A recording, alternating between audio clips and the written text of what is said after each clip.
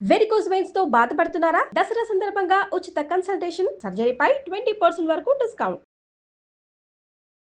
నమస్తే, welcome to Suman TV. నేను పద్మిని. ప్రస్తుతంతో పాటు ప్రముఖ ఆధ్యాత్మికవేత్త, జ్యోతిష పండితులు, అమ్మవారి సేవకులు, దత్త గణపతి ఉపాసకులు మురళీధర శర్మ గారు మనతో పాటు ఉన్నారు. మాట్లాడదాం. మురళీ గారు నమస్కారం అండి. మహాదేవ శ్రీమాత్రే నమః.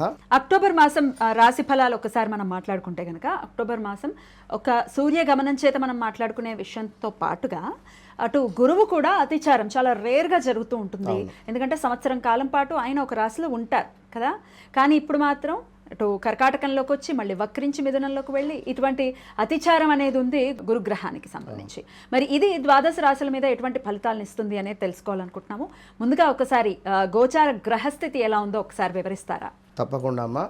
అక్టోబరు 18వ తారీఖు ఈ సందర్భంలో ఈ గురుగ్రహం ఏదైతే ఉందో మనకు ముఖ్యంగా గురువు శని రెండు కూడా పెద్ద గ్రహాలు.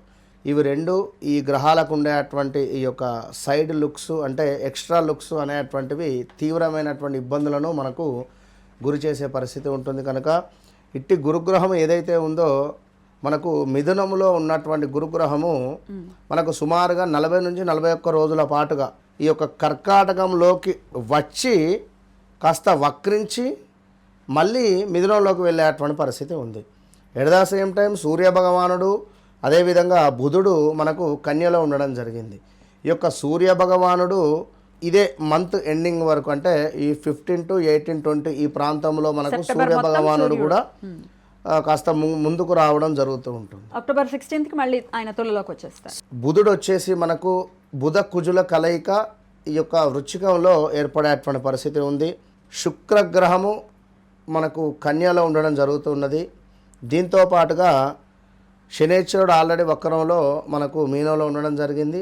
రాహువు ఎట్ ద సేమ్ టైం ఎక్కడున్నాడో అక్కడే, కేతు కూడా ఒక సింహంలో.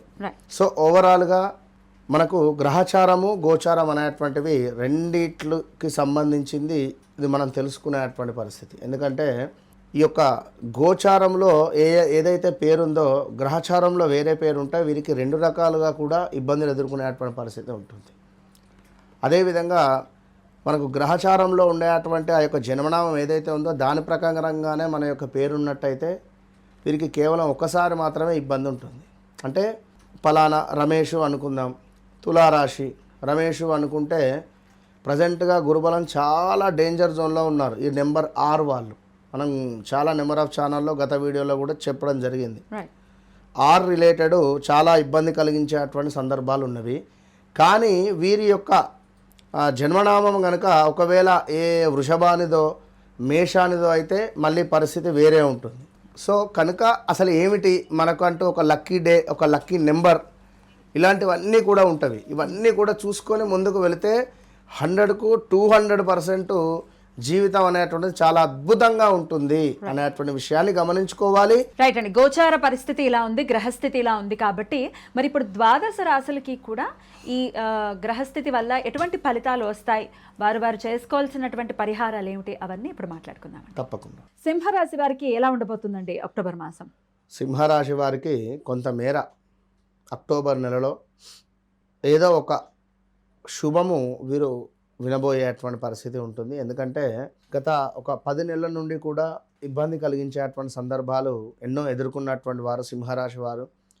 అది ఉద్యోగంలో కానీ లేదా వ్యాపారంలో కానీ లేదా వీరు పనిచేసే చోట తీవ్రమైనటువంటి వ్యతిరేక సందర్భాలను ఎదుర్కొన్నటువంటి దాఖలాలు ఎన్నో కూడా ఉన్నవి. అయినా ఓపికతో చూస్తూ ఉన్నారు. అధికంగా మరణ వార్తలు వినడం కానీ, అధికంగా వీరి కింద పనిచేసే అటువంటి వారి నుండి కొంత ఇబ్బంది కలిగేటువంటి సందర్భాలు కానీ, వీరికి ఒక బాస్ సింహరాశి వారు అనుకుంటే కింద పనిచేసేటువంటి వర్కర్స్ దొరకక కొన్ని పనులు పోస్ట్పోన్స్ చేస్తూ ఇబ్బందులు పడే సందర్భాలు, భూ సంబంధిత విషయాలలో ఏవైనా పనులు ఒక కొలిక్కి వచ్చేటువంటి సందర్భాలు గోచరిస్తూ ఉన్నవి.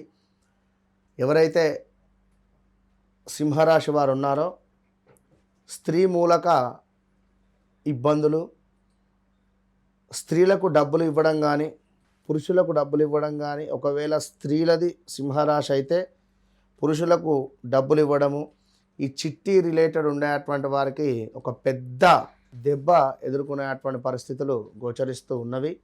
జాగ్రత్త.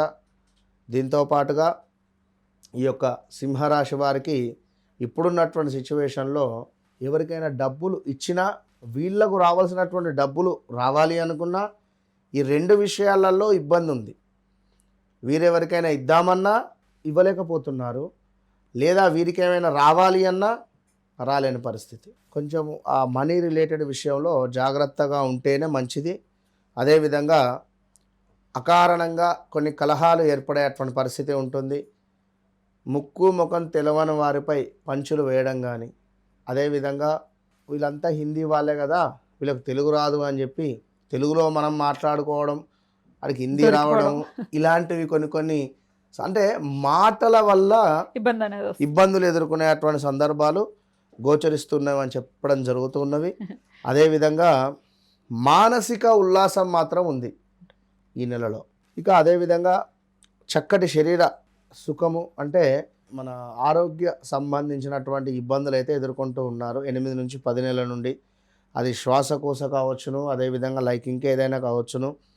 అదేవిధంగా చక్కటి ఆరోగ్యం అయితే ఇటు నెలలో గోచరిస్తూ ఉంది. ఇంకను ఈ యొక్క సింహరాశి వారు ఎవరైతే ఉన్నారో వాస్తవానికి కూడా ఎంత కోపిష్టి వారో అంత మనసు వెన్నెలాంటిది. కనుక సింహరాశికి సంబంధించినటువంటి వారు ఎవరైతే ఉన్నారో తప్పకుండా భార్యది కానీ భర్తది కానీ వారితో మీరు ఎంత ప్రేమగా ఉంటే అంత మంచిది అనేటువంటిది గమనించుకోండి. ఇక సింహరాశి వారికి ఒక అద్భుతమైనటువంటి విషయం ఏమిటి అంటే గృహానికి సంబంధించినటువంటి పనులు ముందుకు వెళ్తాయి. గృహము కొనుగోలు కానీ లేదా ఏదో రకంగా స్థానచలనము, ఇంకనూ పదవీహీనత ఉంది, జాగ్రత్త. ఒకవేళ వీరి వ్యక్తిగత జాతకంలో అద్భుతమైనటువంటి యోగం ఉంది అనుకుంటే గతంలో మిమ్మల్ని వద్దు వెళ్ళిపో అని చెప్పిన వాళ్ళ మళ్ళీ మిమ్మల్ని పిలిచే పరిస్థితి ఉంటుంది. చాలా రేరుగా జరుగుతాయి. కనుక ఇంకా వివాహ ప్రయత్నాలు ముందుకు వెళ్ళడము, తండ్రి లేని సంబంధాలు వచ్చిన దాఖలాలలో ఏది మీరు ఓకే అనకపోవడం కావచ్చును, ఇలాంటివి ఉన్నవి. మీ సింహరాశి వారు కొంచెం జాగ్రత్త. చాలా 1000 మంది చూపు మీ మీదనే ఉంది. ఇది చూసుకోవాలి. అయితే ఎటువంటి పరిహారాలు చేసుకోవాలండి ఈ మాసం అంతా? వీరు తప్పకుండా కూడా లక్ష్మీ నరసింహస్వామి యొక్క ఆరాధన వీరికి అవసరం. అది ఏ రకంగా అంటే ఆ రకంగా మీరు జపం చేసుకుంటారా, దగ్గరలో ఉండేటువంటి క్షేత్రానికి వెళ్ళి వస్తారా, ఏమైనా అక్కడ ప్రసాదం పంచుతారా, ఆ గుడిలో ఏమైనా క్లీన్ చేస్తారా, ఆ గుడిలో ఏమైనా డొనేషన్ ఇస్తారా, మీ ఇష్టం. సేవ చేసుకోవాల్సి ఉంటుంది లక్ష్మీ నరసింహస్వామికి. రైట్ అండి, చాలా చక్కగా వివరించారు, కృతజ్ఞతలు. ఇక నెక్స్ట్ వీడియోలో కన్యా రాశి గురించి తెలుసుకుందాం. నమస్కారం అండి. మహాదేవ్.